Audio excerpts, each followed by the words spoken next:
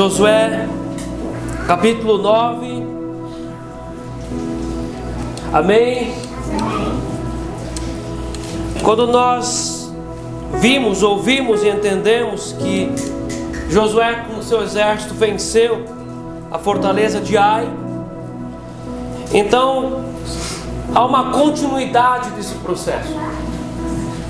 Se eles não fossem para Ai e não continuassem essa batalha, poderia-se entender que talvez eles abortariam esse processo de limpeza. Canaã fala sobre a nossa alma. Canaã não está fora de nós, mas está dentro de nós. Então nós vamos continuar falando sobre a nossa alma. Quando uma pessoa se entrega ao Senhor Jesus, o espírito é convertido, o espírito é nascido de novo. Isso é um ato. Então vem o processo de limpeza da alma, que nós chamamos de processo de conversão. Então Canaã fala da nossa alma. É a terra, é o lugar onde as promessas do Senhor se cumprem. É uma terra muito frutífera, mas antes de semear é necessário que seja limpado todos os inimigos da alma. Foi-se Jericó, venceram Jericó. Agora venceram Ai, e nós falamos com muitos detalhes sobre o significado do rei de Ai, das fortalezas de Ai, do exército de Ai.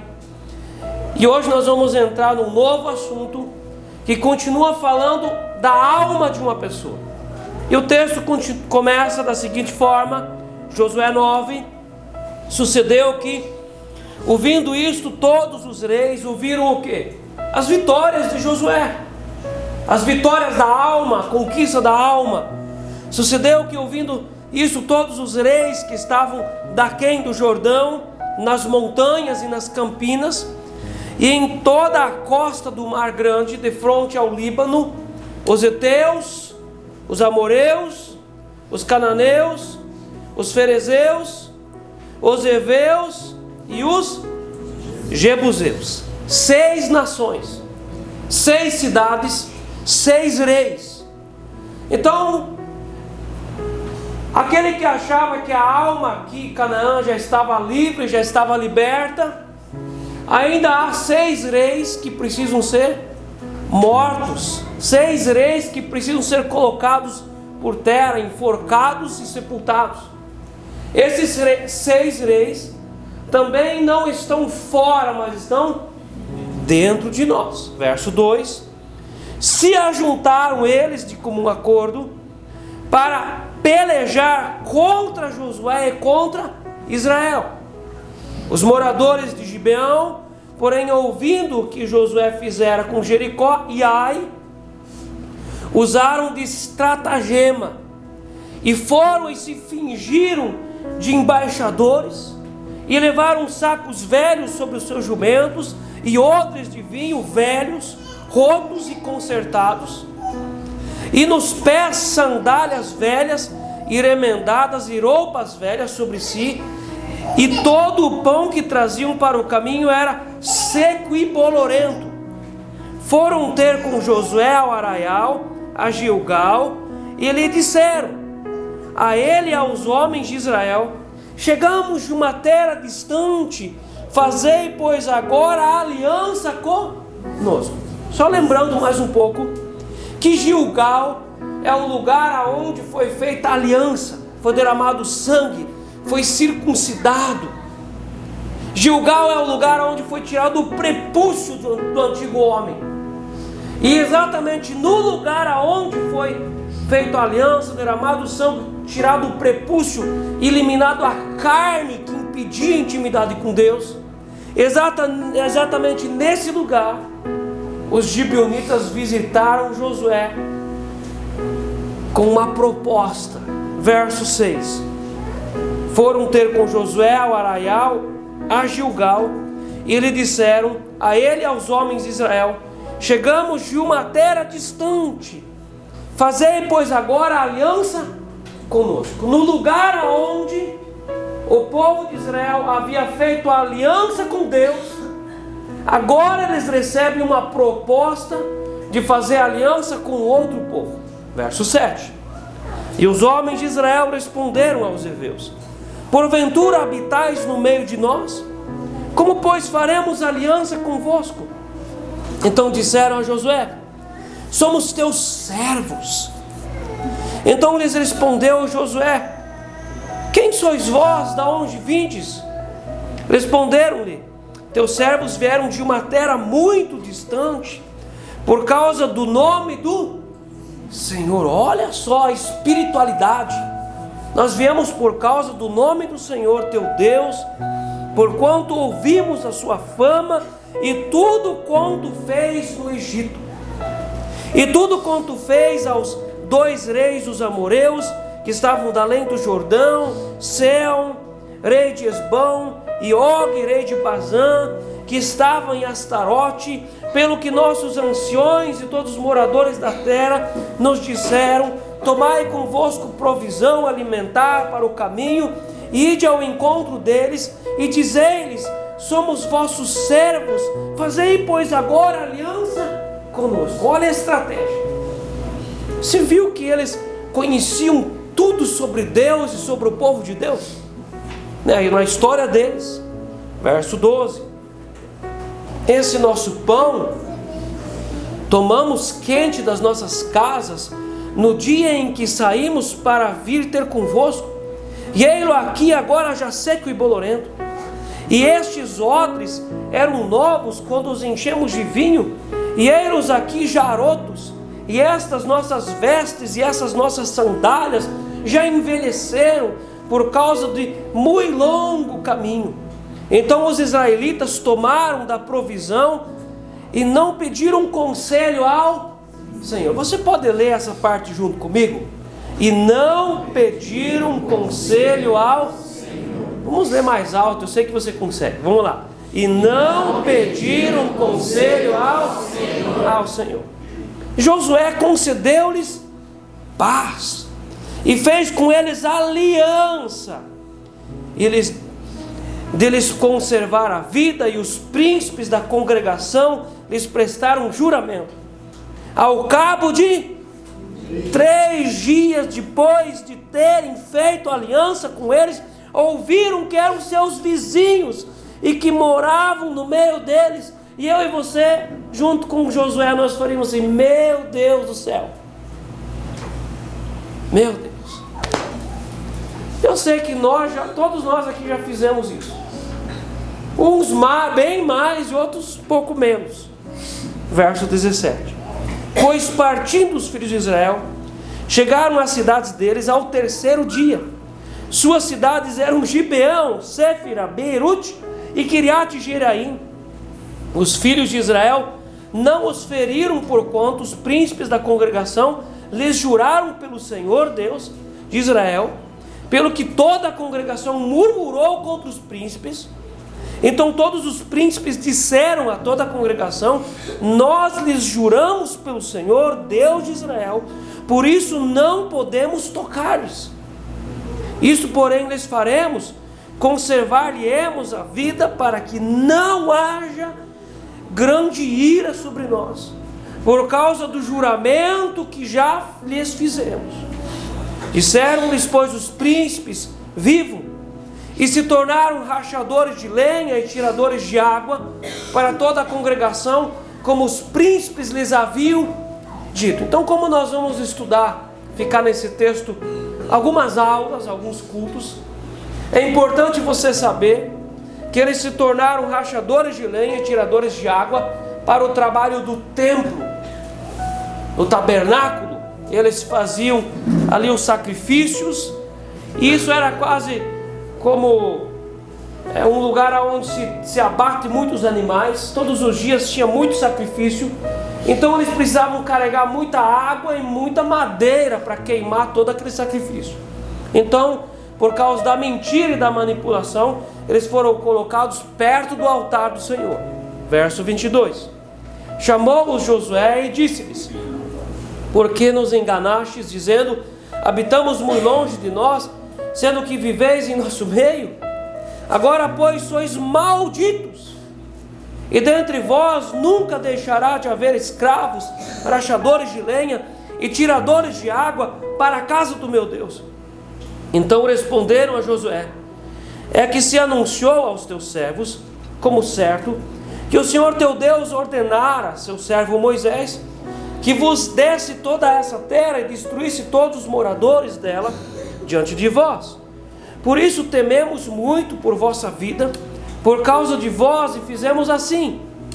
Eis que estamos na tua mão, trata-nos segundo te parecer bem e reto. Assim lhes fez e livrou-os das mãos dos filhos de Israel, e não os mataram. Naquele dia Josué os fez rachadores de lenha e tiradores de água para a congregação e para o altar do Senhor, até o dia de hoje, no lugar que Deus escolhesse. Meus irmãos, Satanás, a antiga serpente, é inimiga da nossa alma.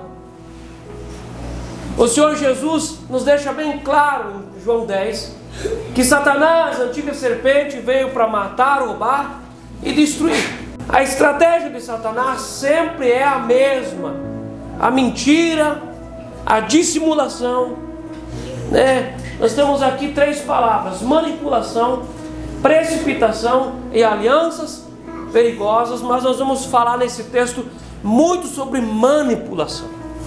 A manipulação é um dos efeitos, um dos frutos de carências não curadas, de feridas não curadas, de modelos de autoridade que passaram maus modelos para as pessoas, para os filhos, e esses filhos muitas vezes se tornam manipuladores.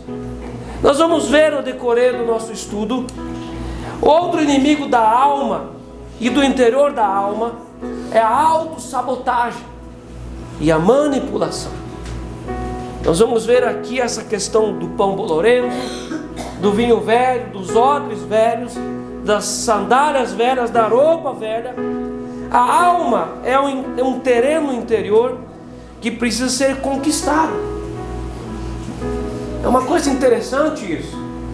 Depois que a pessoa se encontra com o Senhor Jesus, recebe o sangue da aliança, ela precisa conquistar a própria alma. Isso é interessante. E qual que é o tamanho da alma? Nós sabemos que em relação à natureza da alma, ela é eterna, ela nunca morre, toda a alma é eterna. A pessoa pode perder a alma, mas a alma não se perde, porque ela é eterna. Mas qual é o tamanho de uma alma? Às vezes quando você recebe uma bênção de alguém ajuda você, você acaba dizendo: mas essa pessoa tem uma alma tão grande. Qual é o tamanho de uma alma? O que tudo cabe dentro de uma alma? Quantas fortalezas podem caber dentro? Ou quantos campos de bênção podem estar dentro de uma alma? Quantos gibeonitas podem estar dentro de uma alma, mas ao mesmo tempo quantos dons e quantos talentos, quantas funções de bênção podem estar dentro de uma alma? Essa alma aqui estava muito ocupada com inimigos, com generais, com reis, com idolatrias. Essa alma precisou ser limpada, conquistada. Nós vemos que Jericó foi uma fortaleza conquistada de primeira. Eles caíram diante do pecado de Acã, diante da brecha, daquela desobediência escondida, daquela dissimulação. Quebraram, perderam a aliança com Deus. O centro de todas as coisas aqui é a aliança. A perseguição está em cima da aliança. Quando Deus denuncia o pecado e fala com Josué, Deus coloca alguns itens, mas o item principal é: quebraram e feriram a aliança comigo. Quando eles colocaram a aliança de volta, restauraram a aliança, reconstruíram os altares, Deus deu vitória para eles contra Ai. Eles venceram Ai. Agora outra vez o ataque está em cima da aliança. No lugar onde eles haviam feito a primeira aliança, agora eles são atacados e eles recebem uma oferta de negociar a aliança. Às vezes as batalhas, elas não são batalhas de luta, mas elas são batalhas de narrativas. Satanás é muito mais perigoso com dissimulações, narrativas, doutrinas, do que por meio da violência. Às vezes as pessoas pensam que Satanás vem para bater, para cortar, para matar o corpo físico. Também vem. Mas Satanás é muito mais perigoso no engano, de enganar as pessoas. Então talvez aqui Josué estava bem desatento e ele estava esperando uma batalha de exércitos, de flechas, de lanças, de espadas. Mas a estratégia dos gibeonitas era uma estratégia Hollywood. Eles montaram um cenário. Eles montaram ali um cenário aonde eles iriam enganar Josué. Estamos aqui nós junto com Josué. O texto diz que Josué não pediu conselho para Deus e fez uma aliança, machucando a aliança com Deus, colocando dentro do centro de Israel uma aliança perigosa. Manipulação, precipitação e alianças perigosas. A alma é um terreno interior que precisa ser conquistado. Então aquela nossa pergunta de antes permanece: qual é o tamanho da alma? E nós afirmamos que a alma é muito grande. A alma não é material, ela é imaterial. E às vezes as pessoas não fazem nem ideia do que elas carregam dentro da alma. Aquela nossa primeira proposta lá no capítulo 1, quando nós falamos que nós iríamos falar muito sobre libertação da alma, e nós continuamos praticamente em todos os nossos estudos falando sobre traumas, abusos, abandonos, rejeições, machucados, feridas interiores. A alma precisa ser limpada, tirada, Jericó de dentro. A alma é muito grande. O interior do ser humano é enorme. A manipulação e as alianças perigosas são grandes inimigos da conquista da alma. Ou as pessoas são manipuladas, ou elas são manipuladoras. Ou as pessoas deixam a aliança perigosa entrar dentro dela, ou a pessoa corre atrás de uma aliança perigosa. E as alianças perigosas são grandes inimigos da conquista da nossa própria alma. E normalmente as pessoas fazem alianças perigosas com aquele clichê no final: não tem nada a ver, eu me cuido. Como saber quando um líder ultrapassa os limites da administração e entra no terreno da manipulação? Como saber aonde está o limite de um pastor ser um líder, administrar uma igreja, e a partir de qual momento que esse líder ultrapassa esse limite e entra no campo da manipulação? Pastores manipulam igrejas, e muitas vezes igrejas manipulam pastores. Pais manipulam filhos, e também muitas vezes filhos manipulam pais. Quantas vezes os filhos já casaram, já saíram de casa, já constituíram a sua própria família, o seu próprio núcleo familiar, o seu próprio sistema de família, mas os pais ainda continuam manipulando os filhos para terem controle da sua prole.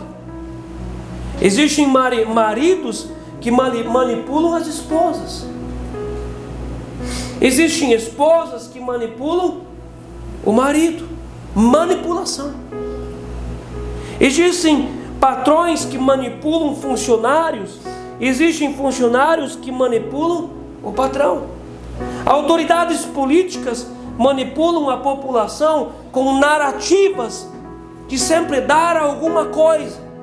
E o nosso país é um país campeão, e as pessoas gostam da manipulação, e em troca elas recebem alguma coisa, um pé de meia, uma ajuda de Bolsa Família, um botijão de gás.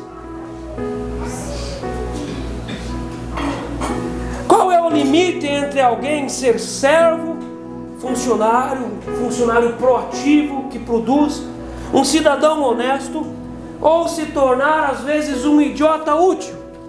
Aonde fica o limite? A partir de qual ponto eu posso me tornar um manipulado no lugar onde eu vivo e onde eu estou construindo a vida? É muito importante a gente refletir sobre essas coisas. Até qual ponto que eu sou alguém que trabalha, que serve, que eu sou uma ovelha na igreja, eu sou um servo, e a partir de qual ponto que eu me torno um manipulado? A partir de qual ponto eu deixo de ser um líder administrador, ultrapassando o limite, e me torno um líder manipulador? Nós precisamos conhecer as nossas feridas. Assim como alguém que sofre um abuso tende muitas vezes a se tornar um abusador, da mesma forma quem sofre manipulação tende a se tornar um manipulador. E esse tema vem aqui do texto, a manipulação que os gibeonitas fizeram para cima de Josué, e Josué caiu nessa manipulação. Qual é o ponto saudável de eu ser um provedor e administrador da minha casa, ou ser um manipulador, de que tudo será apenas sempre do meu jeito, e eu manipulo o querer dos outros na minha casa, de tal forma que todos aceitam e dizem sim? Qual que é o ponto limite de administração e manipulação? Será que nós vivemos numa sociedade onde há manipulação? Será que nós vivemos, ou talvez até já passamos por uma liderança que nos manipulou, ou nós somos vítimas de manipulação, ou talvez nós já manipulamos alguém? Fizemos a pessoa falar sim para as nossas ideias, fazendo ela acreditar que ela está sendo abençoada com aquilo? No verso 1 e no verso 2, o texto começa a construir aqui o cenário.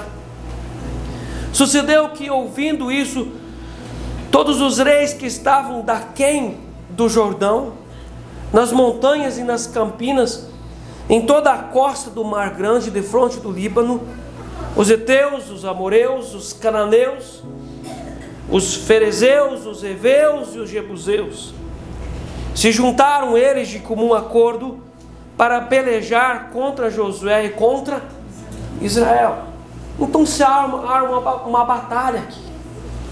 Se nós trazemos isso para a nossa alma, o processo de libertação, esses aqui são os reis, esses são aqueles pensamentos mais cascudos, mais incrustados, mais acostumados, que a alma está viciada a ouvir aqueles pensamentos. E esses são aqui aqueles pensamentos que eles entendem que eles precisam se unir para não serem expulsos da alma. Pensamentos de depressão, pensamentos de ferida, pensamentos de violência, sentimentos de passividade, complacências, ódios, faltas de perdão. E esses pensamentos aqui, em nome desses reis, são pensamentos que têm vida própria, que se defendem, que se protegem, que se unem para se tornarem mais fortes. Esses reis vivem dentro da pessoa, não fora. E esses reis se uniram para lutar contra Josué e o seu exército. O exército já treinado, um exército amadurecido diante das provas. Mas nós encontramos aqui os gibeonitas, que são mais espertos do que uma batalha. Eles querem ganhar o exército, ganhar uma batalha por meio de manipulação. Nós vemos como os moradores de algumas cidades aqui, dentre elas Gibeão, astutamente criaram uma superprodução artística com o objetivo de ludibriarem Josué. Eles criaram aqui uma superprodução artística. Hollywood perde para esses caras aqui.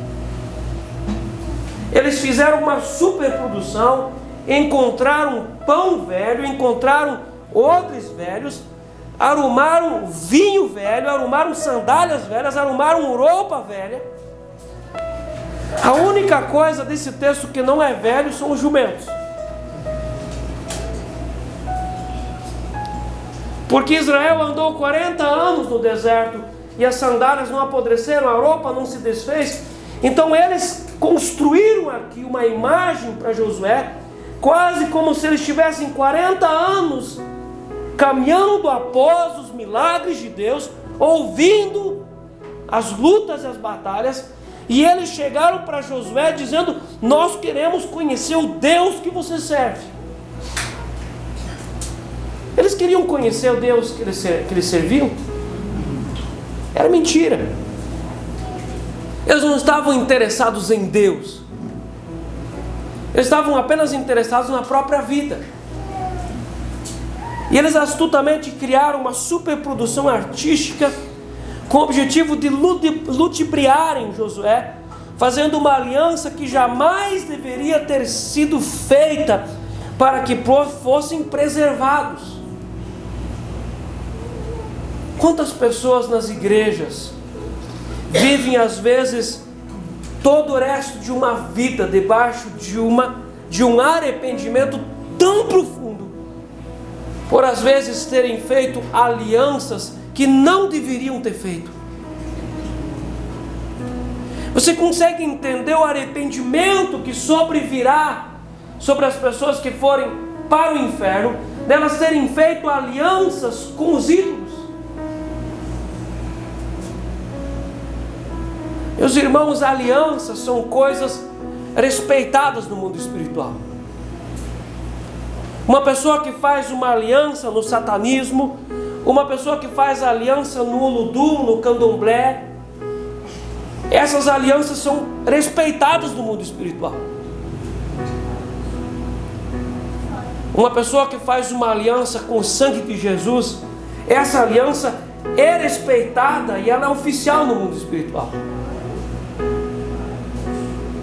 Alianças são muito importantes, e até mesmo os inimigos da cruz entendem que alianças não podem ser quebradas. Eles propõem uma aliança para Josué. No verso 4, usaram de estratagema e foram e se fingiram embaixadores, e levaram sacos velhos sobre os seus jumentos e os odres de vinho velhos, rotos e consertados, e nos pés sandálias velhas, e remendadas as roupas velhas sobre si, e todo o pão que traziam para o caminho era seco e bolorento.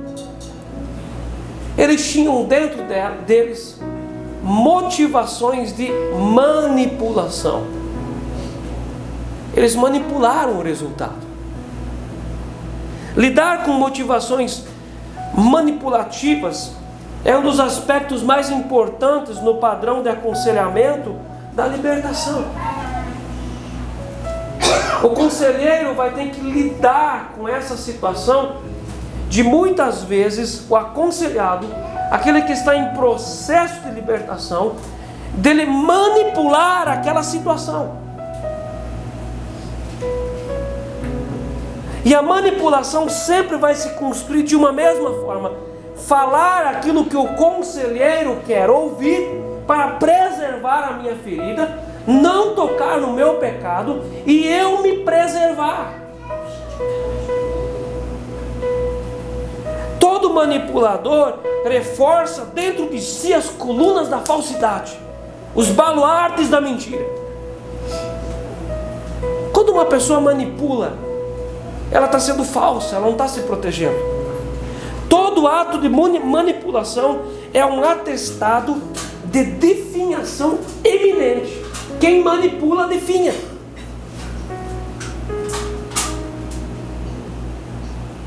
Então não manipule. Não deixa a alma manipular você. Não deixe os inimigos da alma manipularem a tua consciência e o teu espírito. Você lembra que Joabe manipulou Davi para que um dos filhos de Davi voltasse para casa?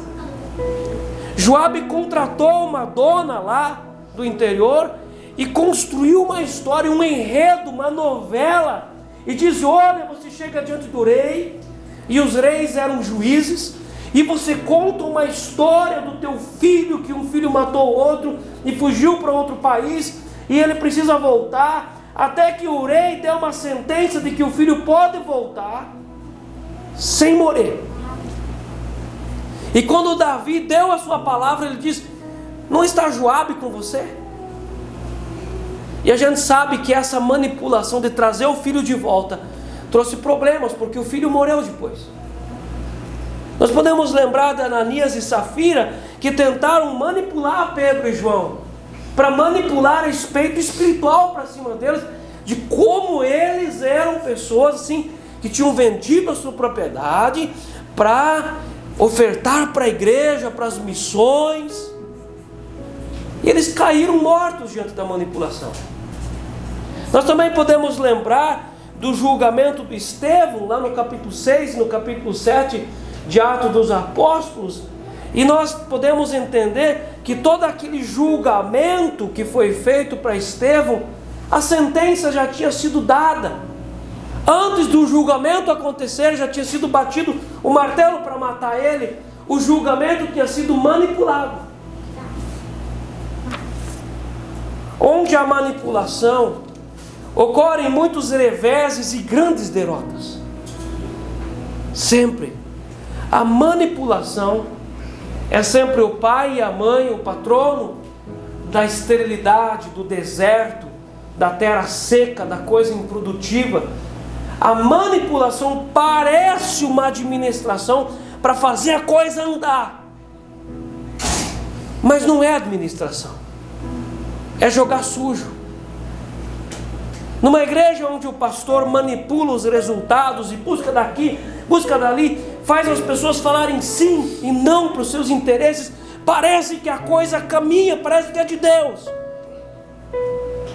mas na verdade é mais parecido para dons espíritas do que para as coisas de Deus, e não dá certo. Em algum tempo apodrece tudo. Por isso que aonde há manipulação ocorre muitas reveses e grandes derrotas. A falta de discernimento em lidar com a manipulação e os manipuladores compromete severamente os resultados esperados em uma libertação.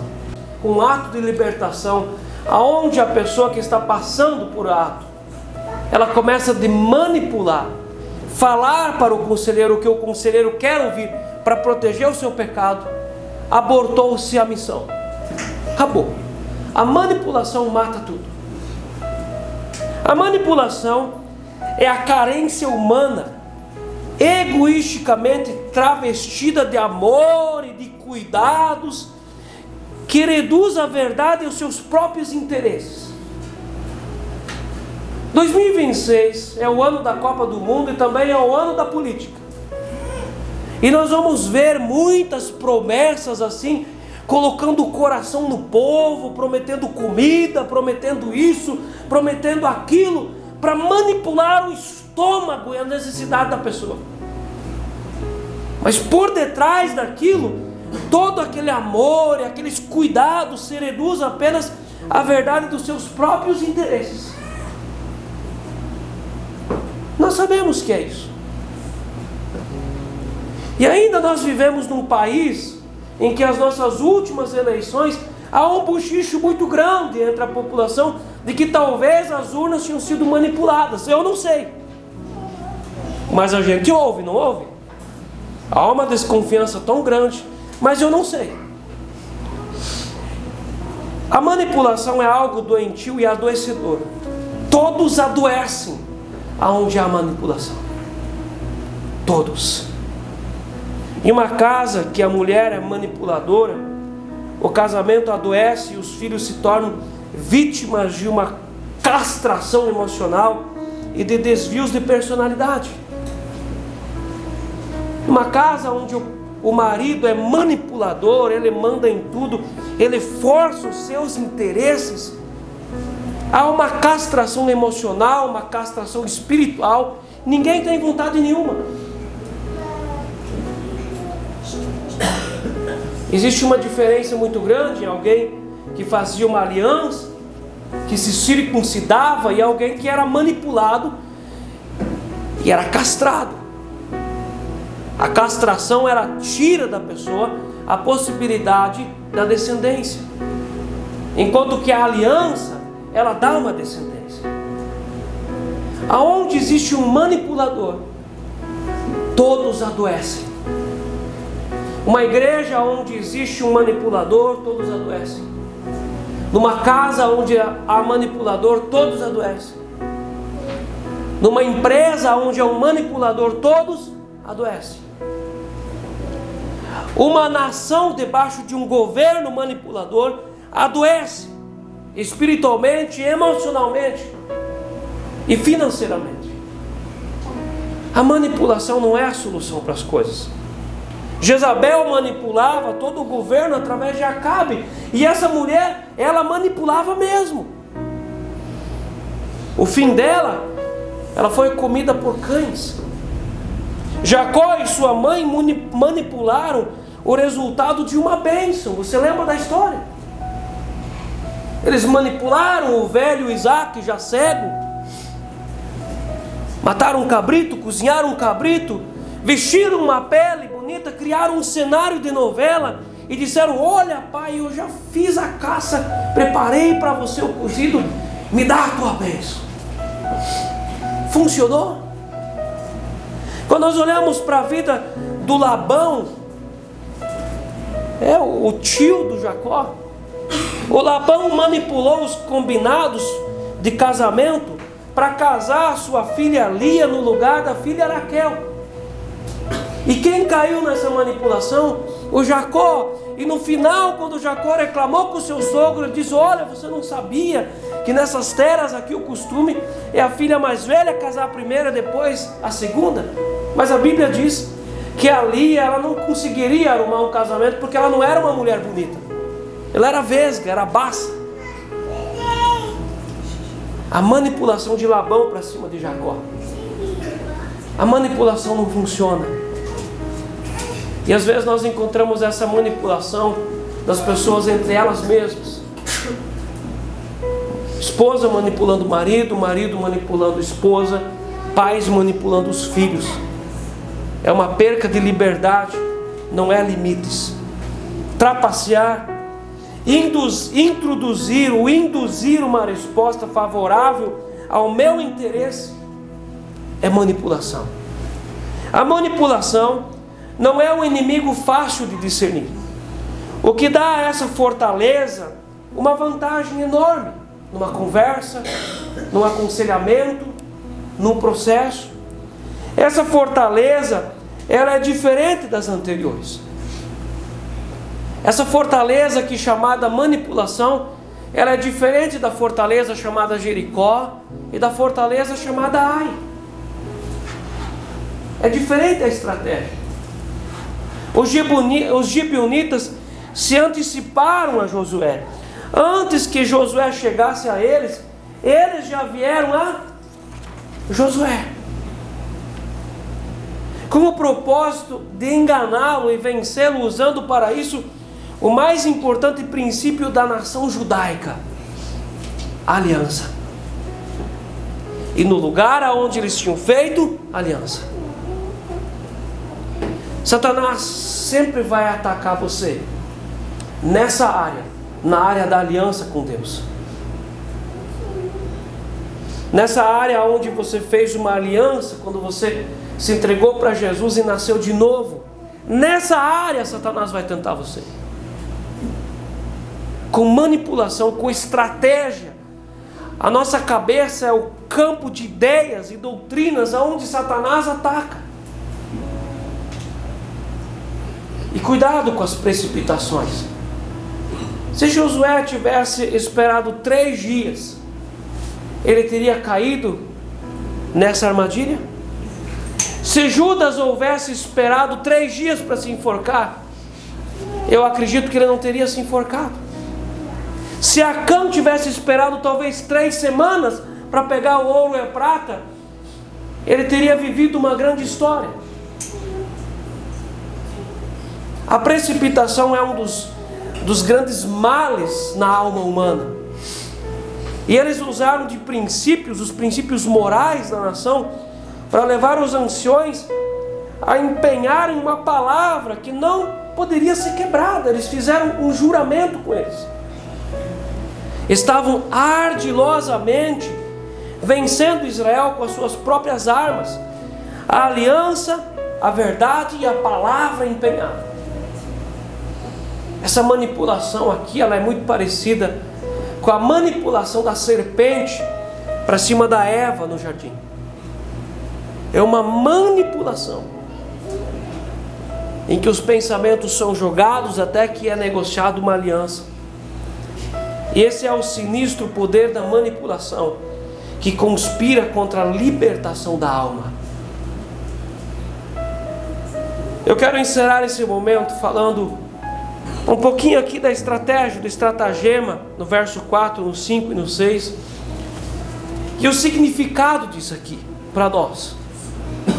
No verso 4, usaram de estratagema e foram e se fingiram embaixadores.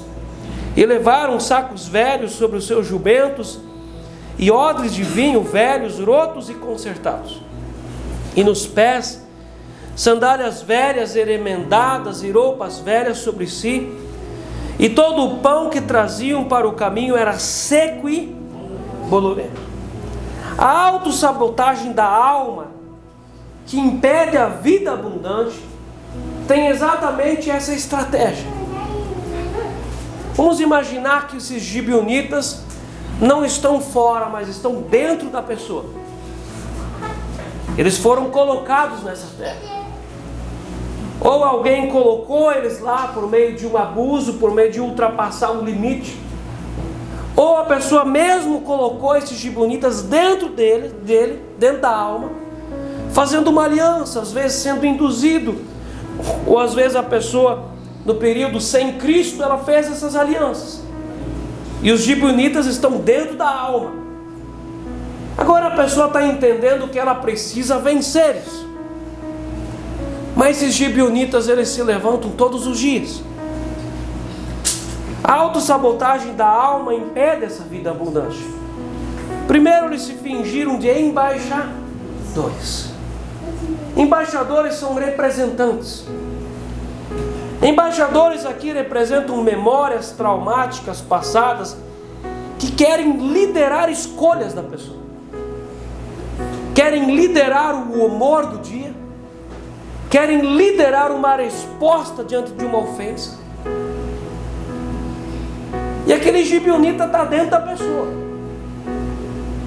Às vezes a pessoa já passou por um ato profético de cura e libertação, mas agora ela precisa vencer isso aqui. Memórias passadas.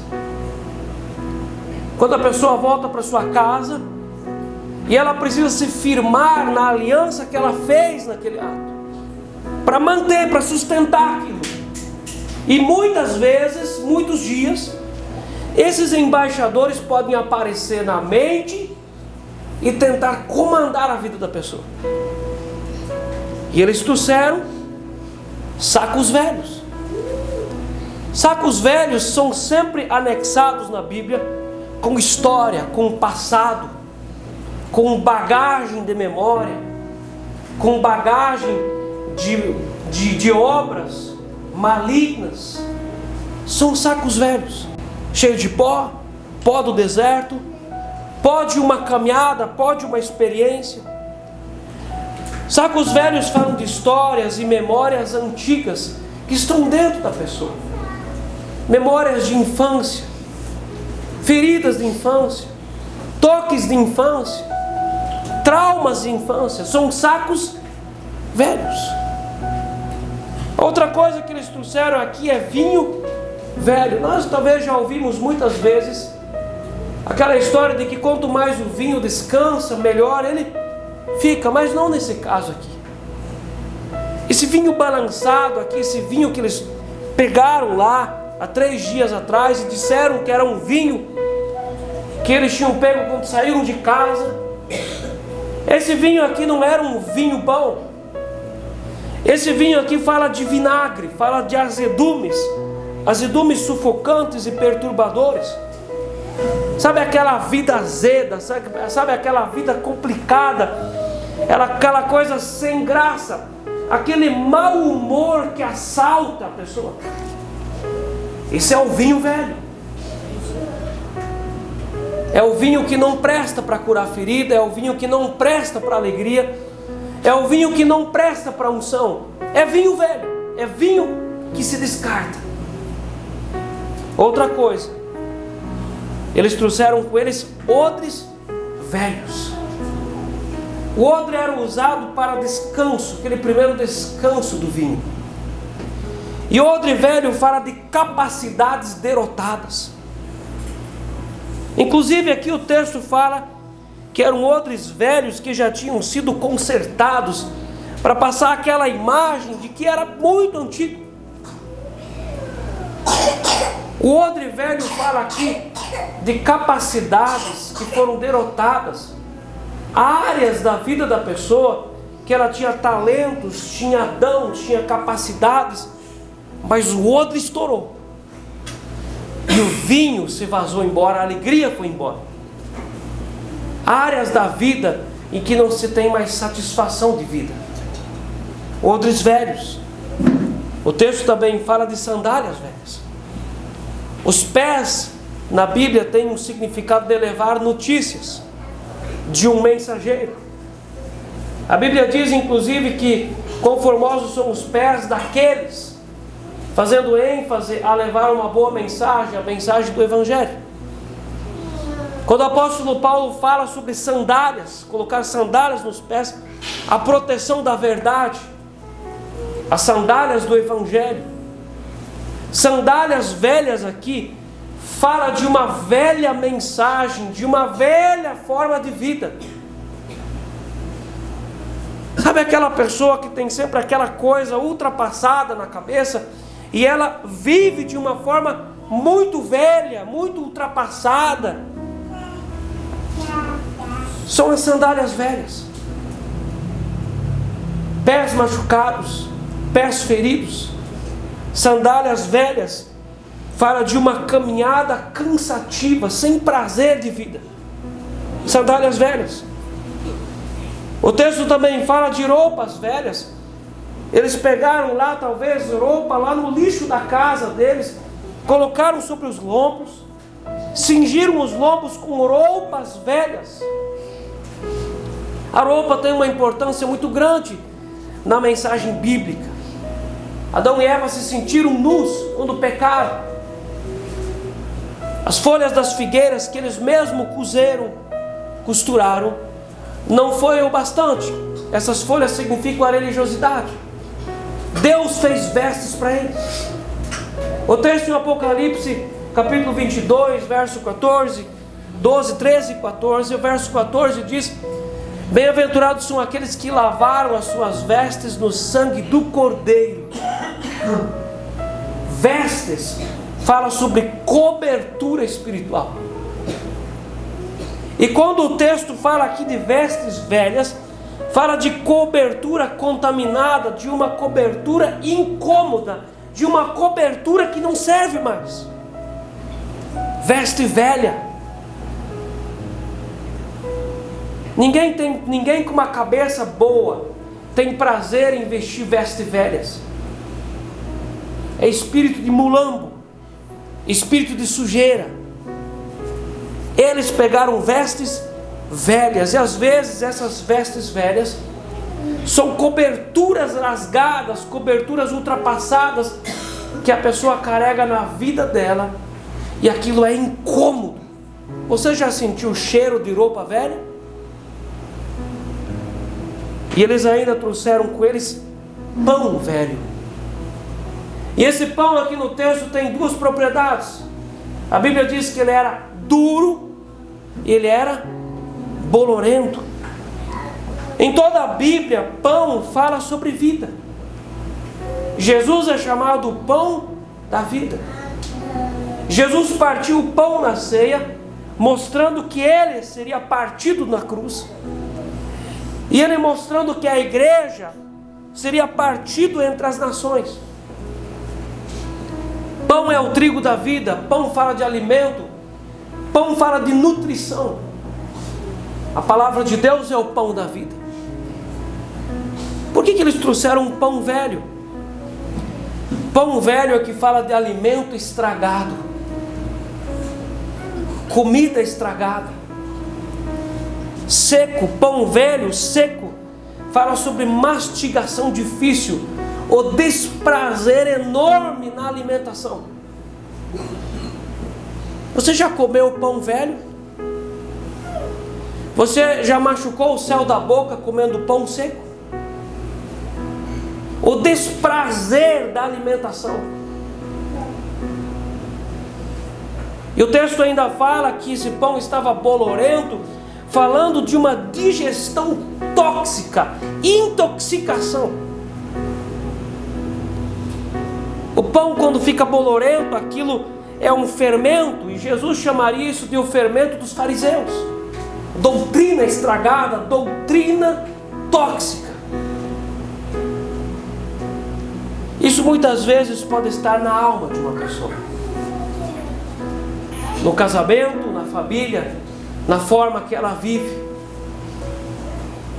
E tudo isso precisa ser tirado da alma. Nós vemos que todos os textos de Josué acabam nos trazendo a mesma mensagem. E eu tenho certeza que nós não podemos encerrar os textos de Josué sem que a gente tome uma decisão na nossa vida. Talvez alguns já tomaram um tanto de uma decisão e precisam continuar mais um pouco. Outros talvez precisam fazer algo do zero. Mas isso aqui precisa ser resolvido. Esses gibeonitas são manipuladores de alma, manipuladores de vida. Eles querem fazer aliança com Josué para comprometer a aliança com Deus. São alianças que precisam ser desprezadas todos os dias. No próximo culto nós vamos continuar falando de Josué 9. Tem bastante coisa para a gente falar. Eu desejo que você vá com essa mensagem hoje para sua casa e deixe o Espírito Santo trabalhar em você. É uma mensagem que merece a nossa atenção. Em nome de Jesus, você pode curvar sua cabeça. Em nome do Espírito Santo, obrigado, Deus, porque o Senhor tem nos dado graça e misericórdia nessa casa. Eu te agradeço, Senhor, por essa mensagem. Nós sempre te damos graças pela transparência que o Senhor tem colocado nessas palavras. Obrigado, Senhor, pelo entendimento que o Senhor tem derramado. Nós sabemos muito bem que pela nossa capacidade nós não entenderíamos isso. Mas o Senhor tem nos dado entendimento, o Senhor tem aberto as portas do céu. E eu também tenho certeza que enquanto que nós meditamos e ouvimos essa explicação, o Senhor também anda nos corredores do nosso coração, no interior da nossa alma, nos mostrando e nos ensinando e nos apontando o que dentro de nós pode ser um pão velho, um odre velho, um vinho velho, uma sandália velha. Assim nós te agradecemos porque o Senhor tem falado com o nosso coração. E assim nós oramos em nome do Senhor Jesus Cristo de Nazaré. Amém. Amém. Amém.